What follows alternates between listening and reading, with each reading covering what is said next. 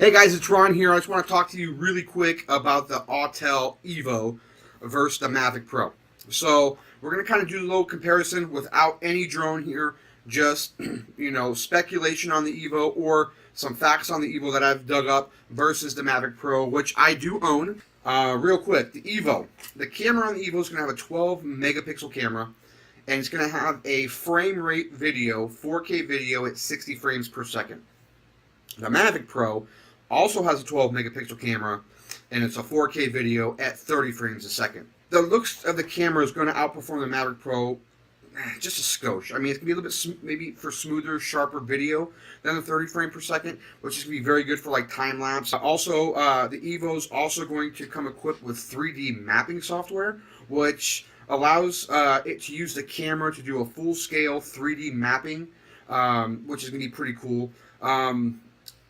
That's pretty exciting. I've really not done a lot of mapping, so I'm pretty interested to see what all that entails. I'm really interested to see the interface, because I have yet to see that as well. The flight capabilities, not much difference. I mean, really not much difference. We're talking, just a pin edge of difference on the Evo. Max flight speed on the Evo has been calculated to be 44.7 miles per hour versus the Mavic Pro, which is 40. The max range is a slight edge with the Mavic Pro at 4.3 miles versus the Evo at 4.2 miles. The max flight time Evo is estimated to be at 30 minutes exactly versus the Mavic Pro at 27 minutes, which, mind you, both phenomenal flight times per battery. The Mavic Pro can fold up and fit into to your pocket. The Evo is going to be a very similar design. It's just a little, it's almost people say it's like a clone. Just because it folds up does not necessarily make it a clone, okay? So just because it has 4 tires and a body does not make a Chevy a copycat of the Ford or what have you. So just because it's the same design does not necessarily mean it's a knockoff. But based on everything I've read, the Mavic is going to be lighter than the Evo, just by a skosh. Positioning systems, that's yet to be determined. We all know how the Mavic is because it's already out and about. The controller, now this is a pretty interesting thing. The one thing I personally do not like about the Mavic is the controller. I don't like how it folds. I don't like how it connects. I do have an attachment that I got from Polar Pro that allows me to put my tablet on it and what have you. I just don't like the feel of the actual controller because of how it folds. It just feels cheap to me. But the Evo is going to have a 3.3-inch built-in screen that's going to stream at 720p. But it's not clear on how the tablet's going to fit on there. If you can put a tablet on there, I don't know that. But that is going to be for comparison, because I already pre-ordered it from DroneWorks, which the link will be on here. We can pre-order from those guys. Phenomenal guys. I've ordered all my stuff from them. The flight modes on the Evo are going to be very similar to DJI, which you're going to have dynamic track, which allows you to follow you and all that jazz, and the orbit modes and all that. I'm pretty interested to see how that's going to work.